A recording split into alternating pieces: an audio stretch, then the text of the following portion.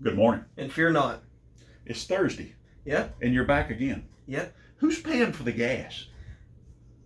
You know, I don't even want to know. yeah. I don't even want to know. Your mama's probably. I don't even want to know. Yeah. Anyway. Just don't look at your next Yeah. That's bill. yeah. Listen, it's good to have you here. Glad to be here. You know that. Listen, our fear not this morning. It comes from Matthew chapter 17, verse 7. Listen to this. Jesus came up, touched them, and said, "Get up. Don't be afraid." Wow. Can you imagine a touch from the Master? A physical touch from Jesus Christ. Exactly. There's been so many times in the Bible where people, all they had to do was just believe that if they touched God, they would be healed. Sure. That was them going to touch Jesus. Yes. Listen, Or Jesus. Yeah. This is just the opposite. This is Jesus reaching down and touching. Can you imagine? Can you imagine?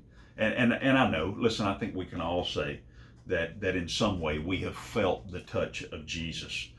Maybe it was a physical touch. Maybe he used someone else to touch you. I know several times that I've had someone come up and put their hand on my shoulder, and I felt a presence that was much more than just the person that was touching me. And I firmly believe that it was Jesus Christ saying, "Hey, I got you, fear not." And that's what he's telling the disciples here. Let me tell you what's going on. Jesus has taken Peter and James and John, he's taken them up on the mountain, and while they're there, Jesus has been transfigured. Peter, James, and John, they see Jesus standing with Moses and Elijah, and while they're there, a cloud moves over, and a voice comes from the cloud, and it says this. It says, "This is my beloved Son, with whom I am well pleased. Listen to him." Now, what's the first thing the disciples do? Now, they fall face down. Why?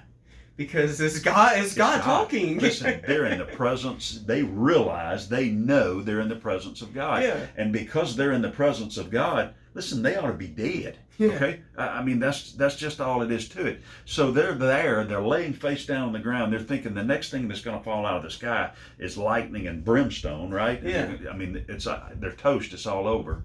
And then there's a touch. There's a touch from Jesus Christ who says, "Get up, fear not." Wow. Get up, fear not. Everything's going to be okay. And listen, Jesus does that for us. Listen, stop and think. A touch from Jesus Christ, it takes away all the fear. He takes away discouragement. He takes away all of the anxiety.